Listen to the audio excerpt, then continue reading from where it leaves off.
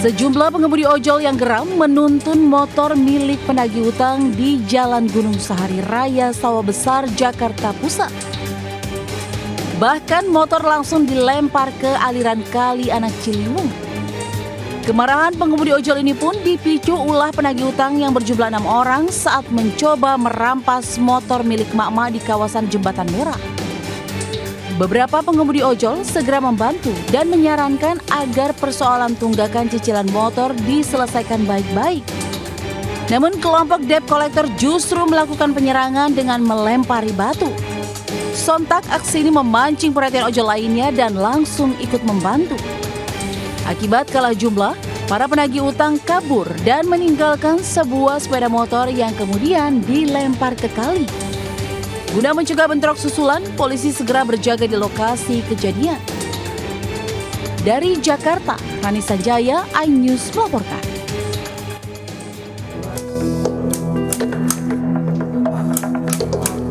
Seorang pekerja membuat tembok setinggi 3 meter hingga menutup satu-satunya akses jalan sejumlah rumah warga di kawasan Jalan Jati, RT Cililitan, Kecamatan Kramat Jati, Jakarta Timur. Penutupan jalan ini dilakukan atas perintah Devi yang mengklaim lahan jalan adalah miliknya sejak Februari lalu. Akibat kejadian ini, akses jalan rumah pun terisolasi dan harus menumpang warga lain agar bisa keluar dari rumahnya. Total ada 21 orang termasuk lansia yang sedang sakit yang terkena imbas penutupan akses jalan ini. Warga juga meminta mediasi dari pihak RT dan RW agar bisa diselesaikan secara kekeluargaan, namun belum ada hasil. Dari Jakarta, Rio Manik, iNews melaporkan.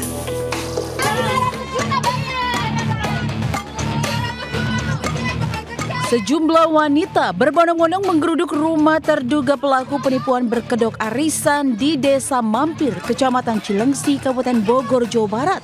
Emosi korban kian memuncak lantaran rumah terduga pelaku sudah kosong. Para korban mengaku penipuan modus arisan berawal saat pelaku menawarkan paket arisan dengan iming-iming keuntungan berlipat ganda. Bahkan korban penipuan diduga mencapai ratusan orang. Namun setelah menyetor sejumlah uang, keuntungan yang ditawarkan tak kunjung didapatkan. Kini kasus penipuan bermodus arisan bodong telah ditangani aparat Polres Bogor. Dari Kabupaten Bogor, Jawa Barat, Cahyat Supriyatna, iNews melaporkan. Api dengan cepat melalap 2 ruko yang berada di Jalan Amalia, Penggilingan, Cakung, Jakarta Timur. Besarnya kobaran api membuat warga panik dan segera menyelamatkan barang berharganya. Dibantu warga, petugas damkar yang menerjunkan 12 unit mobil damkar dan 60 personil segera melokalisir api agar tidak merembet. Proses pemadaman sempat terkendala lantaran jauhnya sumber air di lokasi kebakaran.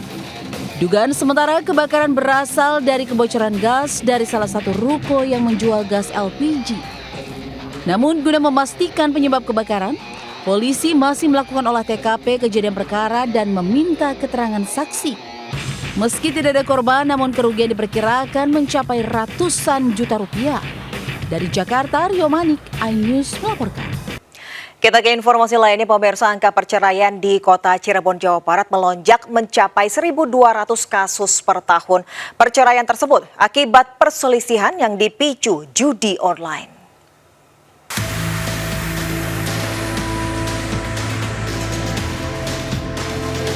Pengadilan Agama Cirebon menyatakan fenomena kenaikan angka perceraian akibat dampak judi online saat ini terus melonjak. Bahkan tercatat saat ini sudah masuk ajuan perceraian mencapai 1.100 hingga 1.200 kasus dan umumnya diajukan oleh pihak istri.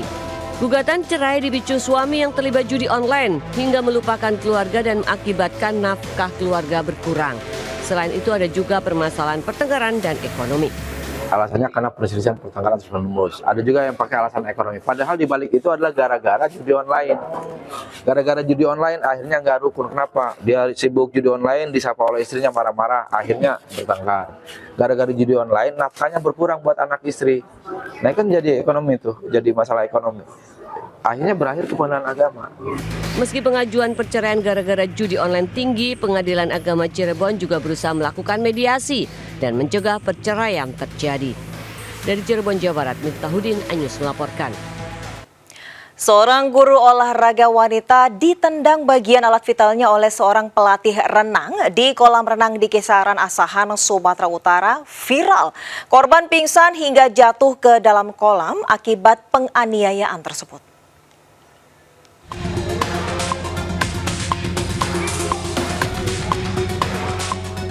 Dalam video amatir, seorang guru olahraga wanita terlibat duel dengan seorang pelatih renang di kolam renang kawasan Kisaran Asahan, Sumatera Utara. Penjaga kolam renang pun berusaha melerai aksi kekerasan ini. Pelatih renang berulang kali menendang wanita tersebut. Korban sempat melakukan perlawanan, namun tendangan pelaku mengenai alat vitalnya hingga korban pingsan dan jatuh ke dalam kolam. Korban pun dievakuasi dan langsung dibawa ke rumah sakit. Peristiwa berawal saat korban membawa anak didiknya untuk berlatih di kolam renang. Namun pelaku yang juga pelatih renang berusaha menghalau anak didik korban. Kemudian pelaku mengeluarkan kata-kata kasar hingga terjadi cekcok. Emang pelatih monyet kau gitu. Kemudian dia datang lagi dan menendang ke arah alat vital saya. Dan setelah dia tendang, saya sudah tidak sadar lagi dan nyemplung ke dalam kolam. Kini korban telah melaporkan kasus kekerasan ini ke Mapolres Asahan dan berharap pelaku segera ditangkap. Dari Asahan, Sumatera Utara, Ulil Amri, iNews melaporkan.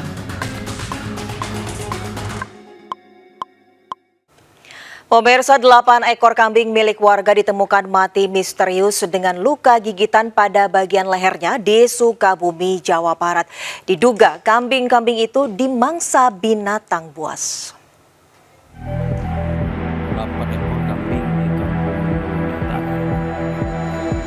Warga digegerkan dengan ditemukannya 8 ekor bangkai kambing peliharaan warga di Desa Cikarae, Toyiba, Cikidang, Kabupaten Sukabumi. Saat ditemukan, ada luka gigitan di leher dengan kepala nyaris putus. Penyebab kematian ternak warga ini diduga akibat gigitan binatang buas. Hal ini diperkuat dengan ditemukannya bekas jejak kaki dengan ukuran besar di sekitar lokasi.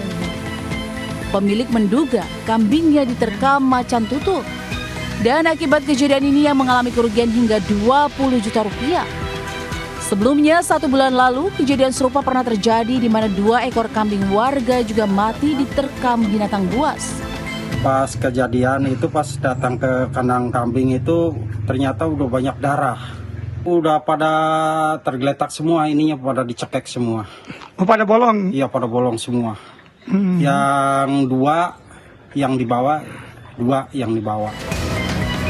Warga berharap pihak berwenang bisa menangani kasus ini. Tak hanya itu, kemunculan hewan buas juga sangat meresahkan karena dekat dengan permukiman warga. Dari Sukabumi, Jawa Barat, Budi Setiawan, iNews. Diduga keracunan makanan hajatan, puluhan warga dilarikan ke rumah sakit dan puskesmas di Goa, Sulawesi Selatan. Sementara di Serang, Banten, diduga keracunan 6 anak buah kapal nelayan dievakuasi dalam kondisi tidak bernyawa.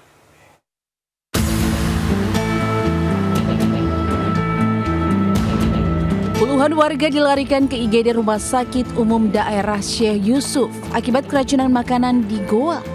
Pasien umumnya mengeluh pusing, sakit perut, mual hingga muntah usai mengonsumsi daging ayam, acar hingga mie goreng di hajatan warga di kawasan Pangka Binanga, Kecamatan Palangga. Selain di RSUD Syekh Yusuf, sebagian warga juga dirawat di Puskesmas Palangga. Total ada 24 pasien dirawat di IGD Rumah Sakit dan Puskesmas.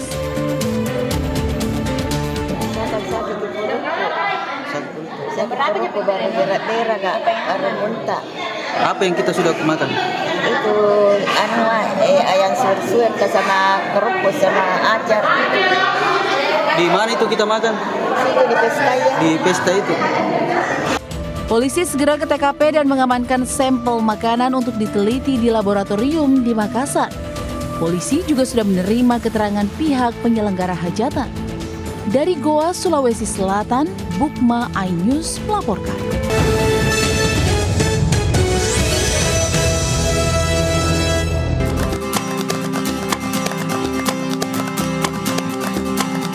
Lucu dan menggemaskan saat berbagai jenis domba mengikuti kontes domba tingkat nasional Piala Bupati Magelang di lapangan Candi Retno, Secang.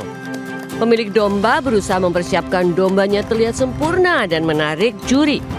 Bulu domba pun disisir, dipotong agar terlihat cantik. Total ada 400 domba lokal maupun import yang dikonteskan di 9 kategori. Mulai dari jantan bertanduk, betina, jantan non-tanduk hingga jantan ekstrim. Ditentukan 7 juri penilaian kontes ini meliputi bobot tubuh, ukuran tubuh, performa, dan kebersihan serta kesehatan. Selain memilih domba yang berkualitas, tujuan utama kontes adalah sebagai upaya pengembangan peternakan berkualitas dan bersaing dalam menghasilkan domba-domba unggul. Tak hanya menonton kontes, tak sedikit warga yang belajar dan mencari informasi kepada peserta tentang memilih bibit domba dan mengelola peternakan domba. Caranya kita bisa, yang nggak ikut bisa buat hiburan, buat nyari-nyari cuci mata, soal hewan, soal makan, jenis kambing, semuanya ada di sini ya. Tadi paling suka kambing apa ini? Jenis apa? Merino ya. Dalam ajang ini, panitia menyiapkan hadiah ratusan juta dan Piala Bupati Magelang. Rencananya kegiatan ini akan digelar setiap tahun di wilayah Kabupaten Magelang. Dari Magelang, Jawa Tengah, Puji Hartono, iNews melaporkan. Pemirsa, gagal panen dan kurangnya pasokan membuat harga cabai rawit di pasar tradisional Pandeglang, Banten dan Cimahi, Jawa Barat melonjak hingga mencapai Rp100.000 per kilogram.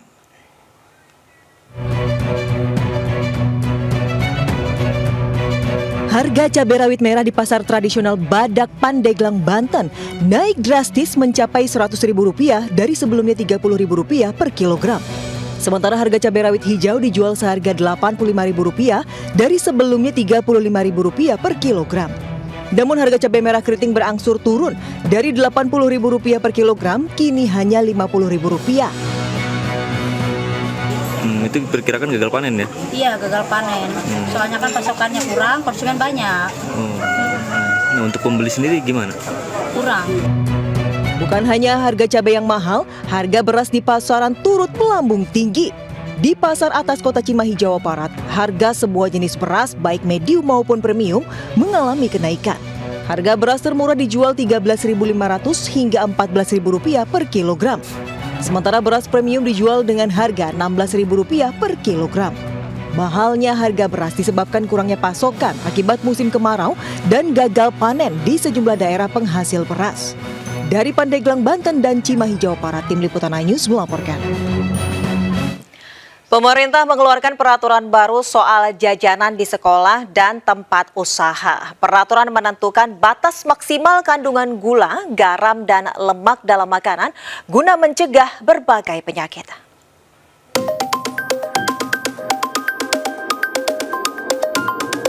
Sejumlah pelajar SDN 39 Palembang, Sumatera Selatan mengalami keracunan dengan gejala mual-mual, bahkan diantaranya mengalami kejang-kejang.